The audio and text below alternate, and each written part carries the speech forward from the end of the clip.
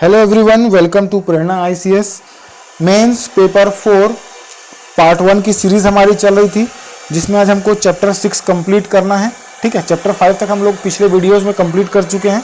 अगर वो आप वीडियो नहीं देखें तो एक बार जाकर देख लीजिए। अगर आप इस चैनल पे नए हैं तो सब्सक्राइब कीजिए। ठीक है, चलिए स्टार्ट करते हैं। आज भी जो हमको जो चैप्टर पढ़ना है वो कौन सा है? चैप्टर 6, ऊर्जा के विभिन्न रूप, डिफरेंट फॉर्म्स ऑफ एनर्जी। ये काफ़ी इजी और कॉमन चैप्टर, तो इसमें हम लोग ज़्यादा डिटेल में डिस्कशन नहीं करेंगे, क्योंकि ये लगभग क्या है, थ्योरिकल पार्ट ही है। ठीक है, इसका नोट्स आपको टेलीग्राम ग्रुप में मिल जाएगा। टेलीग्राम ग्रुप का लिंक जो आपको डिस्क्रिप्शन में या कमेंट बॉक्स में मैं आपको दे दूंगा। चलिए स्टार्ट करते हैं, है ना। हमको क्या पढ़ना है? चैप्टर 6, ऊर्जा के विभिन्न रूप। देखो, ऊर्जा के दो वर्गों में बांटा जाता है। कौन सा? नवीन स्रोत और पारंपरिक स्रोत। ठीक, नवीन स्रोत क्या कहलाते हैं, है ना। नवीन स्रोत में क्या जाएंगे कि हमारे देश में ऊर्जा के नवीन स्रोतों का विशाल संग्रह है और उनको उपयोग करने लेने के लिए नवीन तकनीकों का विकास किया जा चुका है। ऊर्जा के नवीन स्रोतों को गैर परंपरागत ऊर्जा स्रोत भी कहते हैं। सौर ऊर्जा, पवन ऊर्जा, महासागरीय ऊर्जा, भूतापीय ऊर्जा, हाइड्रोजन ऊर्जा, जल ऊर्जा और नवीन ऊर्जा के स्रोत क्या हो जाते हैं? उदाहरण होते हैं। देखो, नवीन ऊर्जा, नवीन स्रोत मतलब क्या जाएगा? ये रिन्यूएबल सोर्स हैं, और ये कौन सा जाएंगे? नॉन रिन्यूएबल सोर्स हैं। ठीक है, तो इसके बारे में आपको ज़्यादा इसमें डिटेल में हम लोग देखेंगे नहीं, है ना। जो नवीनीकृत बोलना चाहिए, नवीनीकृत ऊर्जा के सोर्स ये हो जाएंगे। कौन से? सोलर एनर्जी, विंड एनर्जी, सब जो हम लोग यूज़ करते हैं, है ना। उसके लिए बहुत सारे टेक्निक्स का भी हम लोग डेवलप कर चुके हैं, और संभवतः यही फ्यूचर भी है। क्लियर है? तो आपको नवीनीकृत स्रोत और परंपरागत स्रोत, ये दोनों क्लियर हो जाएंगे। चलिए, सौर ऊर्जा का स्रोत हमको पता है क्या? सीधे सूर्य है, सनलाइट। सूर्य के से प्रत्यक्ष रूप से प्राप्त ऊर्जा तथा प्रकाश ऊर्जा को सौर ऊर्जा कहते हैं, है ना। सूर्य से प्राप्त ऊर्जा पृथ्वी पर वायु प्रवाह तथा जल चक्र को निरंतरता प्रदान करती है तथा समस्त जीवन को संपोषित करती है। पौधों में प्रकाश संश्लेषण की क्रिया के फलस्वरूप निर्मित भोजन से पृथ्वी पर समस्त जीवधारियों का संपोषण होता है। सौर ऊर्जा का यह साधन जो मूल्य रहित तथा कहीं भी प्राप्त होता है ना, इसके उपयोग से पर्यावरण भी प्रदूषित नहीं होती है। ठीक है, सूर्य में ऊर्जा उत्पत्ति के कारण, ये बहुत इंपॉर्टेंट है। सूर्य में ऊर्जा उत्पत्ति का कारण क्या है? चलिए देखते हैं। प्रारंभ में ही मनुष्य की सूर्य में ऊर्जा उत्पत्ति के कारण जानने की जिज्ञासा रही है। सन 1939 के पूर्व सूर्य में ऊर्जा के स्रोत के संबंध में दो विचार थे। कौन कौन से विचार थे? सूर्य जलते हुए कोयले का एक बड़ा गोला है, परंतु यह सत्य नहीं था, क्योंकि खगोलीय अध्ययन के अनुसार सूर्य का द्रव्यमान इतना टन 10 की घात 29 टन है। यदि हम सूर्य को कोयले से बना मानेंगे तो कोयले की जो यह मात्रा है ये 5000 वर्षों के लिए पर्याप्त होगी, जबकि सूर्य लगभग पिछले 7 या 8 अरब वर्षों से ऊर्जा प्रदान कर रहा है। यदि सूर्य कोयले से बना होता तो अब तक इसके स्थान पर केवल राख ही शेष हो गई होती। तो ये पहले जो कंक्लूजन था वो गलत हो गया। ठीक, इसमें कोयला नहीं है। दूसरा कंक्लूजन देखते हैं कि सन 1920 के आसपास सूर्य से उत्सर्जित प्रकाश के तरंग दैर्ध्य का अध्ययन करके यह परिणाम प्राप्त किया गया कि सूर्य मुख्यतः हाइड्रोजन से बना है, तथा यह माना गया कि सूर्य के ऊर्जा जो हाइड्रोजन के दहन से प्राप्त होती है, लेकिन हाइड्रोजन के दहन के लिए ऑक्सीजन का होना आवश्यक है। अतः केवल हाइड्रोजन का दहन ही सूर्य में ऊर्जा उत्पत्ति के कारण नहीं हो सकता। ठीक, तो ये सेकंड नंबर का सिद्धांत भी फेल हो गया। पहले बार में हम लोग क्या करते कि सबसे पहले क्या होना चाहिए? कोयला होना चाहिए, जो कि नहीं है। और फिर बाद में क्या धारणा क्या निकली कि तो उसका जो हीट वेव्स या लाइट वेव्स आते हैं, तरंग दैर्ध्य, ठीक है, उससे उसका जांच करने पे मालूम चला कि अंदाज़ा लगाया गया कि हाइड्रोजन है, लेकिन हाइड्रोजन के भी दहन के लिए ऑक्सीजन की जरूरत पड़ेगी। तो ये भी कंक्लूजन गलत निकले कि हाइड्रोजन से भी इसका नहीं हो रहा है।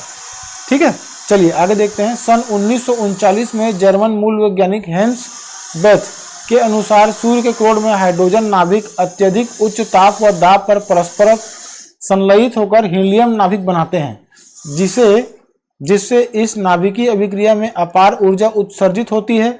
इस प्रकार सूर्य में ऊर्जा उत्पत्ति का मुख्य कारण हाइड्रोजन नाभिकों का संलयन अभिक्रिया है। क्लियर है? तो ये हाइड्रोजन और हाइड्रोजन मिल करके क्या बना रहे हैं? हीलियम। ये हाइड्रोजन का परमाणु क्रमांक 1, हाइड्रोजन का परमाणु क्रमांक 1, और हीलियम का कितना परमाणु क्रमांक होता है? 2। ठीक, तो दो हाइड्रोजन आपस में मिलना, देखो दो परमाणुओं के आपस में मिल करके एक परमाणु बनाना क्या कहलाता है? संलयन कहलाता है। और एक परमाणु का 2 या 2 से अधिक परमाणु में विखंडित होना क्या कहलाता है?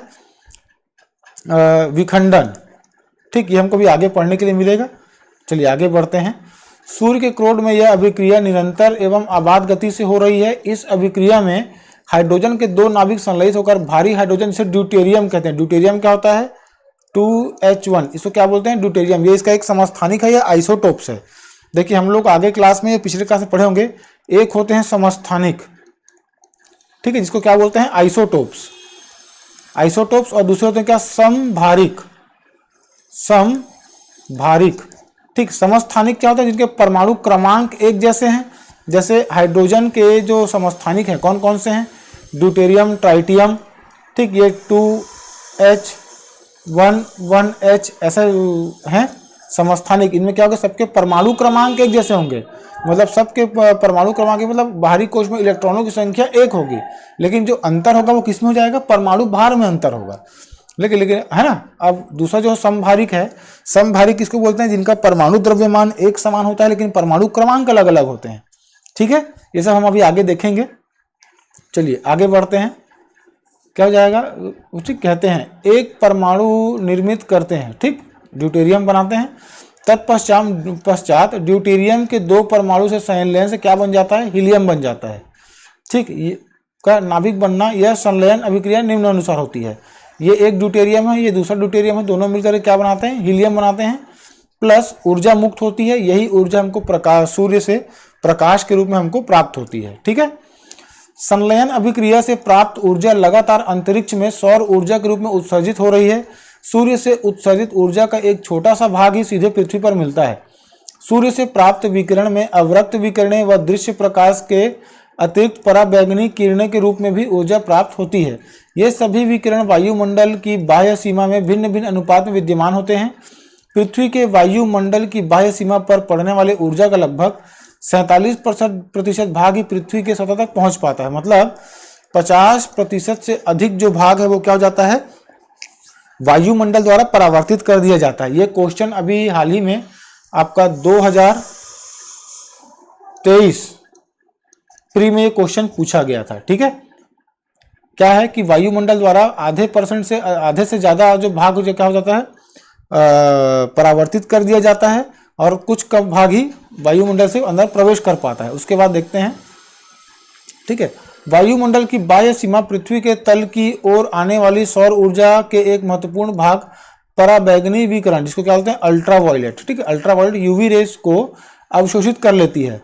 धरातल पर पहुंचने वाला सौर विकिरण अधिकांश अवरक्त किरणों, ऊष्मा व दृश्य प्रकाश के रूप में होती है। अवरक्त किरण, देखो, जो जब सूर्य से प्रकाश निकलता है तो उसका लगभग 53% जो पार्ट है वो हमारे वायुमंडल के अलग अलग जो परतें हैं उससे परावर्तित हो जाती हैं, ठीक। कुछ जो होती हैं वो क्या होती है? ये वायुमंडल द्वारा अवशोषित कर ली जाती हैं, है ना। और उसके बाद जो आखिरी बचता है क्या बच जाता है आपका? अवरक्त किरण। अवरक्त किरण और कौन सा? दृश्य प्रकाश किरण। यही दोनों ही क्या बोलते हैं? फाइनली सरफेस तक पहुंच जाते हैं। ध्यान देंगे ये क्वेश्चन पूछा गया था ना 2023 प्री में, ये पूरा कंप्लीट पूछा गया था इसको, ठीक है। चलिए आगे बढ़ते हैं। देखिए ये सूर्य प्रकाश का संगठन दिया हुआ है ना। इसमें एक तो ये पराबैंगनी विकिरणें जो होती हैं क्या हो जाती हैं? परावर्तित हो जाती हैं। ये वाला जो पार्ट होता है ये आपका दृश्य प्रकाश है, और ये अवरक्त विकिरण है यूवी का। इन दोनों, मतलब ये दृश्य प्रकाश से और अवरक्त प्रकाश से भी कम फ्रीक्वेंसी किसका होता है? यूवी रेस का होता है, ठीक है। चलिए आगे बढ़ते हैं। हम जानते हैं कि प्रकाश का गमन तरंगों के रूप में होता है, जिन्हें विद्युत चुंबकीय तरंगे कहा जाता है। भिन्न भिन्न तरंग दैर्ध्य भिन्न भिन्न वर्णों के लिए अलग अलग संवेदन उत्पन्न करते हैं। दृश्य प्रकाश में लाल रंग के प्रकाश तरंग का दैर्ध्य सबसे अधिक होता है तथा बैंगनी रंग का सबसे कम होता है। दृश्य प्रकाश का तरंग दैर्ध्य 4×10⁷ मीटर से, तरंग दैर्ध्य किसको बोलते हैं? अगर कोई प्रकाश ऐसे ट्रेवल कर रही है तो ये जो चौड़ाई है इसी को क्या बोलते हैं? तरंग दैर्ध्य कहते हैं। लाल रंग से अधिक तरंग दैर्ध्य के विकिरणों को अवरक्त तथा बैंगनी से कम के तरंग दैर्ध्य के विकिरणों को क्या कहते हैं? पराबैंगनी विकिरण कहते हैं, ठीक है। चलिए, अवरक्त किरण अपने मार्ग में आने वाली वस्तुओं को गर्म कर देते हैं। सूर्य के प्रकाश में हमें गर्मी की अनुभूति उसमें उपस्थित अवरक्त विकिरणों के कारण होती है। वास्तव में ऊष्मा का संचरण अवरक्त विकिरणों के रूप में होता है। इस प्रकार सभी गर्म वस्तुएं अवरक्त किरणों के रूप में ऊर्जा विकिरित करती हैं। इलेक्ट्रिक आयरन, हीटर, अंगीठी जैसी गर्म वस्तुओं द्वारा उत्सर्जित अवरक्त विकिरण के अवशोषण से हमें ऊष्मा महसूस होती है। देखो जैसे कोई भी चीज़ है, जैसे आग जल रही है, तो जो हमको वास्तव में जिस चीज़ से गर्मी फील होती है ना, वो कौन सी होती है? हाई फ्रीक्वेंसी के लाइट वेव्स होते हैं। हाई फ्रीक्वेंसी के लाइट वेव्स होते हैं जिससे हमको गर्मी महसूस होती है। क्लियर है? चलिए, पृथ्वी तल पर सूर्य से प्राप्त ऊर्जा एक समान रूप में नहीं मिलता, बल्कि यह ऊर्जा एक ही स्थान पर प्रतिदिन बदलती रहती है। एक दिन में भी अलग अलग स्थान पर प्राप्त ऊर्जा अलग अलग होती है तथा एक स्थान पर एक दिन में भी ऊर्जा समय के साथ बदलती रहती है, क्योंकि हमको पता है सन का लोकेशन चेंज होते रहता है ना।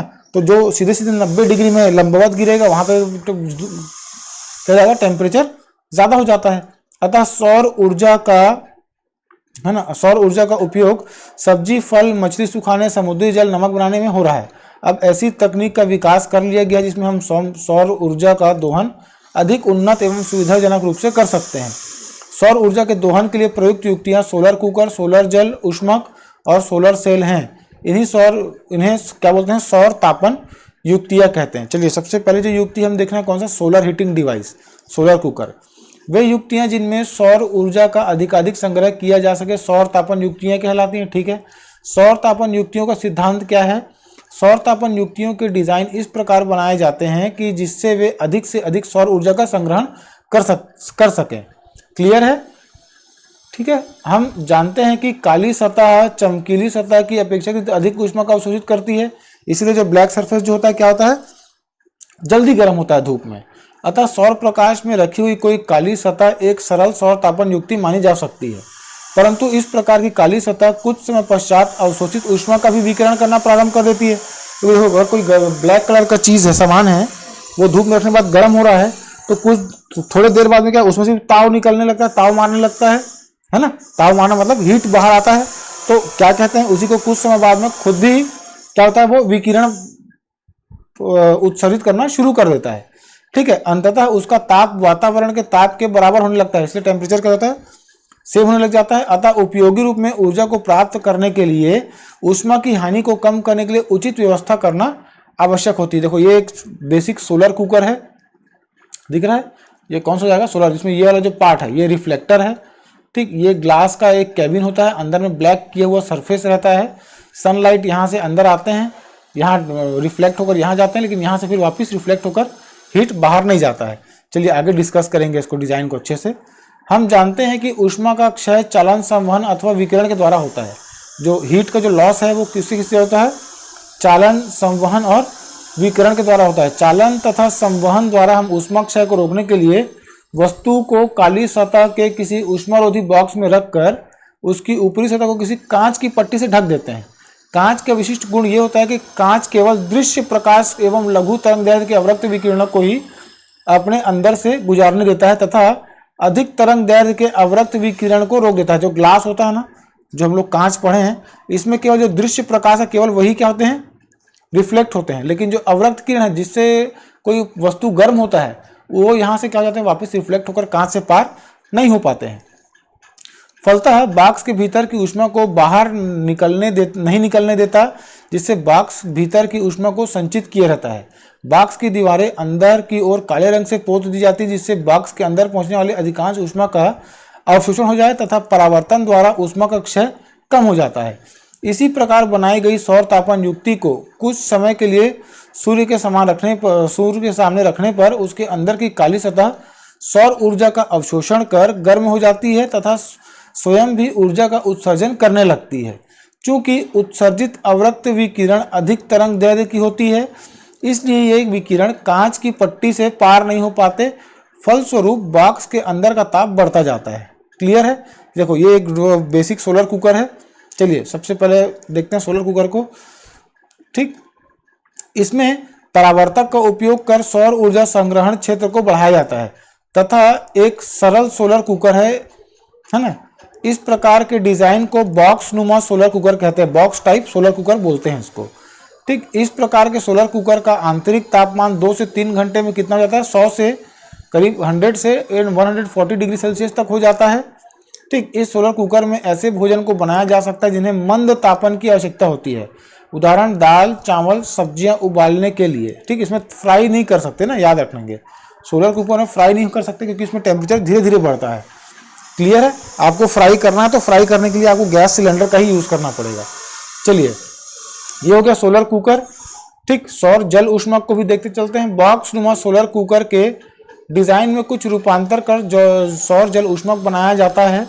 इस प्रयोजन हेतु काली सतह के स्थान पर तांबे के किसी ट्यूब का प्रयोग किया जाता है, जिसमें बाहर की ओर से काला रंग करके एक बोर्ड में फिट कर दिया जाता है।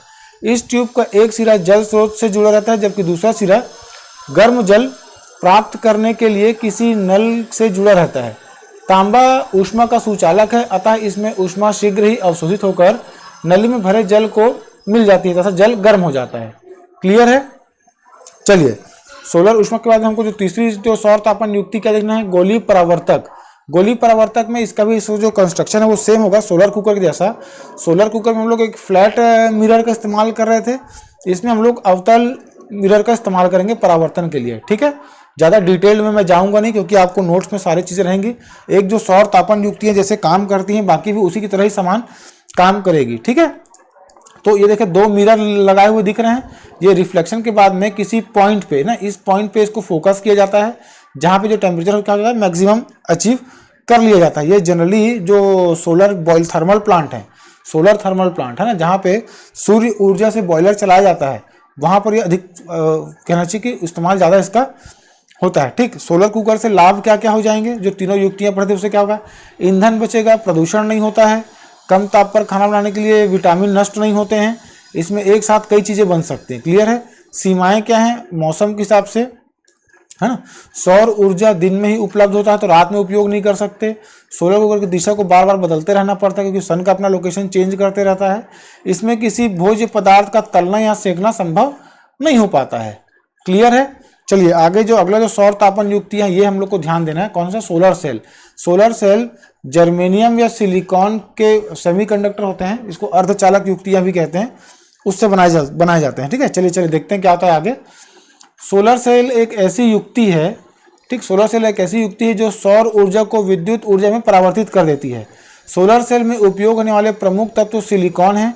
प्रथम सोलर सेल सन 1954 में बनाया गया था। इस सोलर सेल की दक्षता लगभग 1% थी, अर्थात यह सोलर सेल लगभग 1% सौर ऊर्जा को विद्युत ऊर्जा में परिवर्तित कर पाता था। आजकल प्रायः सोलर सेल सिलिकॉन तथा जर्मेनियम जैसे अर्धचालकों से बनाए जाते हैं। अर्धचालक ऐसे पदार्थ होते हैं जिनकी विद्युत चालकता बहुत कम होती है, लेकिन इनमें कुछ विशेष अपद्रव्य मिला देने से इनकी विद्युत चालकता बढ़ जाती है। इन पर प्रकाश पड़ने पर, है ना, इनका ताप बढ़ता है जिससे इनकी चालकता बढ़ जाती है। चालकता कैसे बढ़ती है? जब इनके ऊपर सनलाइट पड़ता है ना, तो इनके अंदर में जो फ्री इलेक्ट्रॉन्स होते हैं वो उत्तेजित होकर मतलब मोशन करने लगते हैं। और हमको पता है कि जो आगे जो फिजिक्स है उसमें हम लोग पढ़ेंगे कि किसी भी चालक में विद्युत का प्रवाह इलेक्ट्रॉन के प्रवाह के विपरीत दिशा में होता है। मतलब अगर इलेक्ट्रॉन इस दिशा में बह रहा है तो करंट किस दिशा में बहेगा? इस दिशा में। तो ये इसी बेसिक प्रिंसिपल पे काम करता है कि सोलर जो सेमीकंडक्टर है ना, या फिर जो अर्धचालक युक्तियां हैं उसमें सूर्य का ताप पड़ेगा, ताप पड़ने से उसके इलेक्ट्रॉन सक्रिय हो जाएंगे और मोशन करने लगेंगे, जिसके फलस्वरूप क्या होता है, इसमें इलेक्ट्रॉन्स बहने लगते हैं या करंट बहने लगता है। चलिए, सोलर सेल में अपद्रव्य मिश्रित अर्धचालक पदार्थ की परतें इस प्रकार व्यवस्थित की जाती है कि प्रकाश पड़ने पर अर्धचालक के 2 भाग में विभवांतर उत्पन्न हो जाता है। किसी एक सोलर सेल से उत्पन्न विद्युत ऊर्जा का मान बहुत कम होता है। 4 स्क्वायर सेंटीमीटर आकार किसी सोलर सेल द्वारा 60 मिली एम्पियर धारा लगाकर इतना वोल्ट हमको मिल जाता है। हम लोग ये सोलर सेल, ठीक है, सोलर सेल और पी-एन डायोड, ये हम लोग 12th में पढ़ते हैं सेमीकंडक्टर में, अर्धचालक युक्तियों में। अगर पॉसिबल होगा तो ये सोलर सेल डिटेल्ड में कैसे काम करता है ये इसके लिए मैं अलग से एक वीडियो कर दूंगा। चलिए, किंतु अधिक संख्या में परस्पर सोलर सेल, ठीक है, परस्पर सोलर सेल पर्याप्त मात्रा में विद्युत उत्पन्न कर सकते हैं। जब बहुत अधिक संख्या में सोलर सेलों को जोड़कर उपयोग किया जाता है तो इस व्यवस्था को सोलर पैनल कहते हैं। ठीक है, सोलर पैनल क्या होगा? इसमें बहुत सारे सोलर सेल लगे होते हैं एक के बाद एक। सोलर पैनलों द्वारा उत्पन्न विद्युत को संग्रहित करने के लिए संचायक बैटरी, मतलब स्टोरेज बैटरी ना, रिचार्जेबल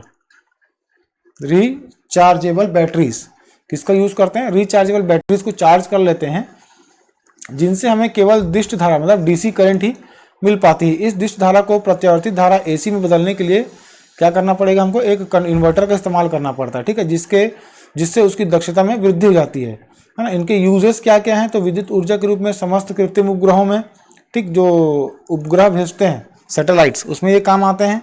दूरस्थ ग्रामीण क्षेत्रों में प्रकाश व्यवस्था में, प्रकाश स्तंभ में विद्युत ऊर्जा प्राप्त करने के लिए इसका इस्तेमाल होता है। ठीक, आजकल जो मोटर पंप है ना, छत्तीसगढ़ गवर्नमेंट बहुत सारी स्कीम्स भी चला रही हैं इसके लिए। ठीक है, चलिए, कैलकुलेटर, घड़ियों तथा खिलौनों में भी इसका इस्तेमाल होता है। ठीक, तो ये आगे विंड एनर्जी है ना। उसके बाद में इसमें सारा डिटेल्ड में कंप्लीट दिया हुआ है कि इसको कैसे इस्तेमाल करते हैं, है ना। उसके बाद वाटर एनर्जी है। ठीक, तो ये सारा कुछ, इसमें ज़्यादा डिटेल में जाने की ज़रूरत नहीं है, ये नॉर्मली पढ़ा जा सकता है ना। ये बायोगैस भी है। ठीक, बायोगैस के बाद में आगे जो हमको मिलेगा वो न्यूक्लियर एनर्जी। ठीक, तो ये न्यूक्लियर एनर्जी को हम लोग देखते चलते हैं। ठीक, चलिए, प्रत्येक परमाणु के नाभिक में प्रोटॉन तथा न्यूट्रॉन होते हैं, ये हमको पता है, तथा इलेक्ट्रॉन विभिन्न कक्षाओं में नाभिक को घेरे रहते हैं। वैज्ञानिकों के अध्ययन से यह ज्ञात किया कि किसी पदार्थ के परमाणु के केंद्र में स्थित नाभिक असीमित ऊर्जा के भंडार है।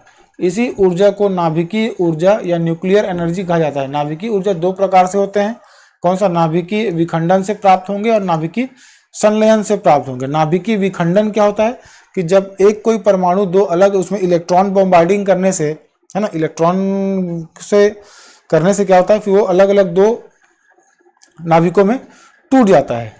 ठीक, चलिए देखो, नाभिकीय विखंडन के लिए उपयुक्त ईंधन यूरेनियम है।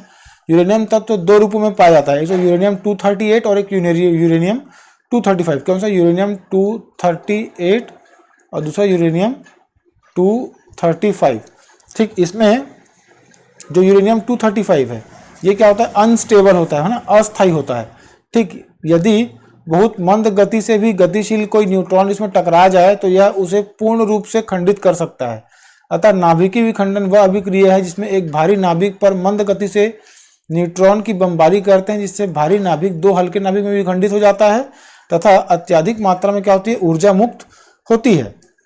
U35 है ना, यूरेनियम का एक नाभिक है ये यूरेनियम। देखो, ये U35 और U38, ठीक, ये एक तरह से क्या है, समभारिक है, समभारिक है। इनका परमाणु भार एक समान होगा, लेकिन परमाणु क्रमांक क्या क्या है, अलग अलग हैं। कि नाभिक में 92 प्रोटॉन तथा 143 न्यूट्रॉन उपस्थित होते हैं। चूंकि यह भारी तत्व है, इसके परमाणु के नाभिक में नाभिकीय आकर्षण बल एवं स्थिर विद्युत प्रतिकर्षण बल के बीच संतुलन बहुत लचीला होता है। जब यूरेनियम 235 के मंद न्यूट्रॉन की बमबारी की जाती है तो संतुलन बिगड़ जाता है और यूरेनियम नाभिक का विखंडन हो जाता है, जिससे दो हल्के नाभिक, कौन कौन सा, एक बेरियम और एक क्या, क्रिप्टॉन। मतलब एक यूरेनियम 235 में अगर हम एक न्यूट्रॉन से बम्बार्डिंग करेंगे तो ये क्या हो जाता है, एक तो आपका बेरियम में टूट जाता है और क्रिप्टॉन में टूट जाता है, जो कि ये 139 है और ये क्या हो जाएगा 94। क्लियर है। और इसके साथ में कुछ 3 न्यूट्रॉन भी मुक्त होते हैं। इस तरीके से इसको आगे डायग्राम मिलेगा। ठीक है ना। ये अदृश्य विकिरण उत्सर्जित करते हैं तथा और स्थायित्व को प्राप्त कर लेते हैं। बेरियम और क्रिप्टॉन के साथ साथ 3 न्यूट्रॉन भी उत्सर्जित होंगे। ये 3 न्यूट्रॉन अन्य U-235 नाभिक का विखंडन करते हैं, जिसमें से प्रत्येक विखंडन क्रिया में 3 अन्य न्यूट्रॉन उत्पन्न होते रहते हैं। ठीक, तो ये क्या होता है, चेन रिएक्शन कंटिन्यू चलते रहता है। ठीक है, तो ये देखिए कि 92 इसका परमाणु क्रमांक है ना, जिसमें से एक न्यूट्रॉन से बॉम्बार्डिंग करेंगे तो ये बेरियम और क्रिप्टॉन में टूट जाता है। क्लियर है। इसके साथ में 3 और न्यूट्रॉन मुक्त होते हैं और थोड़ी क्या होती है, कुछ मात्रा में ऊर्जा मुक्त होती रहती है। अब देखिए, जैसे इसमें न्यूट्रॉन का बॉम्बार्डिंग की है तो कंटिन्यू हम देख रहे हैं क्या कि हर एक अभिक्रिया के बाद में, है ना, क्या होता है, ये यूरेनियम है, इसलिए टूटता है, किसमें, बेरियम में और क्रिप्टॉन में टूट रहा है, लेकिन इसके साथ में 3 न्यूट्रॉन भी निकल रहे हैं। ये फिर 3 न्यूट्रॉन 3 अलग अलग U-235 परमाणु को विखंडित करेंगे। तो ऐसे क्या ये कंटिन्यूअस रिएक्शन चलते रहती है। ठीक है, तो आगे देखते हैं क्या होता है ना। तो ये कंटिन्यू, जब ये रिएक्शन ऐसा चलते रहता है तो इसको क्या कहते हैं, अनियंत्रित श्रृंखला अभिक्रिया कहते हैं, कि ये प्रोसेस कंटिन्यू चलते रहता है। ठीक है, और दूसरी क्या हो जाएगी, नियंत्रित श्रृंखला अभिक्रिया क्या होगा कि जो यहाँ पर जो न्यूट्रॉन मुक्त हो रहे हैं, है ना, ये जो न्यूट्रॉन मुक्त होते हैं यहाँ पर, इनको क्या किया जाता है, ग्रेफाइट, है ना, ग्रेफाइट के छड़ द्वारा अवशोषित कर लिया जाता है। जब न्यूक्लियर रिएक्टर में हम लोग इसको पढ़ेंगे आगे, तो ये क्या हो जाएगा, इसको ग्रेफाइट के छड़ों द्वारा, है ना, क्या कर लिया जाता है, अवशोषित कर लिया जाता है। क्लियर है। चलिए देखिए, ये एक नाभिकीय न्यूक्लियर रिएक्टर है, ठीक है। न्यूक्लियर रिएक्टर में कौन सा होता है, नियमित या सीमित श्रृंखला अभिक्रिया इस्तेमाल करते हैं। और जो बम बनाए जाते हैं, परमाणु बम, वो कौन सी होती है, अनियंत्रित श्रृंखला अभिक्रिया होती है, न्यूक्लियर बॉम्ब्स, ठीक है। चलिए, ये न्यूक्लियर रिएक्टर है, यहाँ पर एक बेसिक स्ट्रक्चर इसका। यहाँ पे हम लोग न्यूक्लियर रिएक्शन करेंगे। इसमें ग्रेफाइट की छड़ें होती हैं जो क्या करती हैं, अभिक्रिया को नियंत्रित करने का काम करती हैं। अभिक्रिया को ये नियंत्रित कैसे करती हैं, तो ये क्या होता है, जो फ्री इलेक्ट्रॉन्स होते हैं उसको ये अवशोषित कर लेता है, ठीक। देखिए, ईंधन के इसमें ये प्लूटोनियम और यूरेनियम का इस्तेमाल होता है, ठीक। मंदक में भारी जल इस्तेमाल करेंगे। नियंत्रक कैडमियम का छड़ यूज़ करते हैं। शीतलक के रूप में वही भारी जल का फिर से, है ना। परिरक्षक क्या होता है, चारों ओर कंक्रीट की दीवार होती है। तो ये 5 बेसिक पार्ट्स हैं इसके, है ना। डिटेल में आप देख लेंगे, इसको नोट्स आपको टेलीग्राम ग्रुप में मिल जाएगा, ठीक। परमाणु शक्ति संयंत्र एक तारापुर, कहाँ पर, मुंबई में। राजस्थान परमाणु कोटा में, राजस्थान में। इंदिरा गांधी, कलपक्कम और नरोरा उत्तर प्रदेश में, ठीक है ना। तो ये नाभिकीय संलयन, ये फिर से नाभिकीय संलयन कहाँ से आ गया, 115 116, ठीक। नाभिकीय ऊर्जा के लाभ, ये कुछ क्रीडा के बारे में है ना, ठीक। तो यहाँ पे ये हमारा चैप्टर कंप्लीट हो गया है, ठीक है। इस चैप्टर से रिलेटेड जो भी क्वेश्चन आंसर हैं वो टेलीग्राम ग्रुप में मैं अपलोड कर दूंगा, ठीक है। आगे जो हम देखेंगे क्या है, चैप्टर 7 रिफ्लेक्शन ऑफ लाइट, ये अगले क्लास में हम लोग कर लेंगे, ठीक है। चैप्टर 7 रिफ्लेक्शन ऑफ लाइट हम लोग अगले क्लास में कर लेंगे, ठीक है। चलिए, थैंक यू वेरी मच।